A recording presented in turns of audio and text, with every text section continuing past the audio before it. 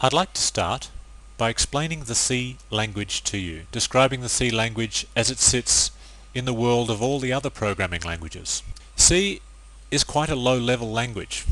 You will find that there are many operations that you can perform using the language of C that delve right down into the machine architecture that you're working with.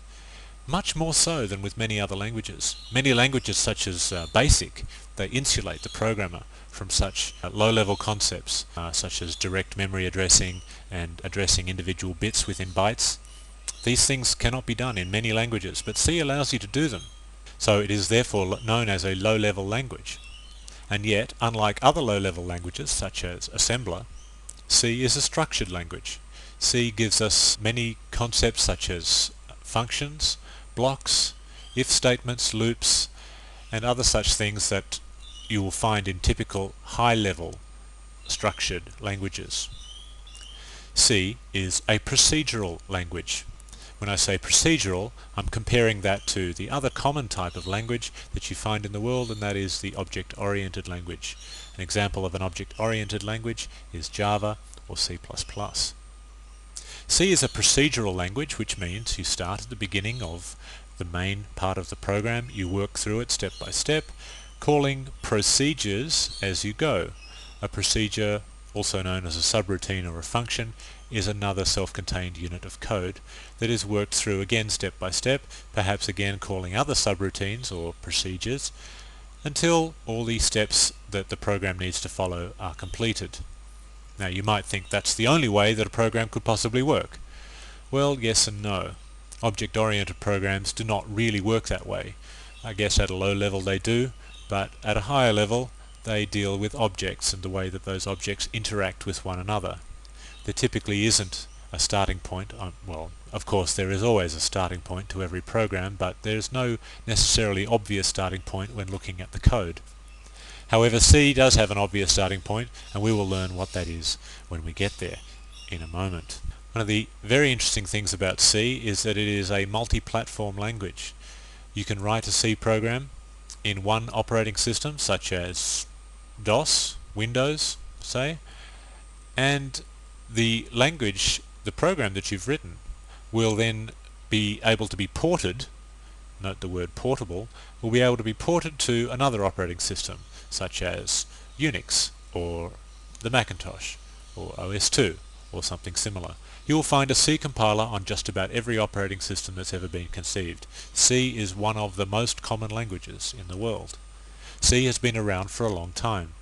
I believe that it started back in the 60s, and interestingly enough it was a derivative of the language called B, but we won't be talking about that in this course. C is an incredibly powerful language. In fact, it could almost be said that it's too powerful. It allows the programmer to do anything that the programmer wants that the machine he's working on is capable of doing. You can do anything in C, even if that thing that you're trying to do is not advisable, or even if it's outright stupid. C allows you to do it and doesn't really complain, and seldom even advises you that what you're doing is stupid or whatever it is. Now, many people see this as a problem in C, and truthfully, it is a problem. It is a problem for people that don't understand the language of C very well, or understand programming concepts very well, or understand the machine that they're working on very well. These people can get into trouble. Correspondingly, C is quite complex. It's actually a very small language. When I say small, I'm talking about the vocabulary of C. There are not that many words that you have to learn. There are not that many operators and constructs in the C language. It's quite a small language. So you'd think that it wouldn't take very long to learn it. That's not exactly true. The small number of words available in C do paradoxically allow you to do a great number of different things by putting them in various combinations. And it's those combinations that are quite complex. For this reason, because C is powerful / dangerous and complex, it's often difficult to learn C as your very first programming language. There are other languages such as Pascal and BASIC that are quite forgiving with programmers that don't really know what they're doing. C is not forgiving at all. C assumes that you know what you're doing. In fact, that leads us to our next point. C retains the basic philosophy that programmers know what they are doing. Now that's all very well for professional C programmers that have been developing in C for 10 years, such as myself. But it's not very good for people that are learning C. C is a difficult language to learn because there are so many traps and pitfalls, so many things that can go wrong, and these things need to be carefully explained by an instructor. That's my role.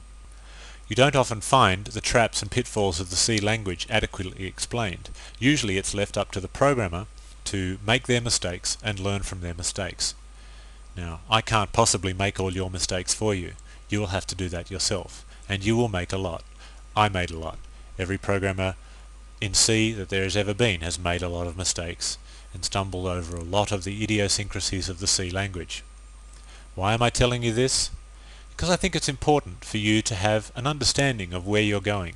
If you've programmed in another language before, you might think C is just about learning another set of syntaxes and keywords.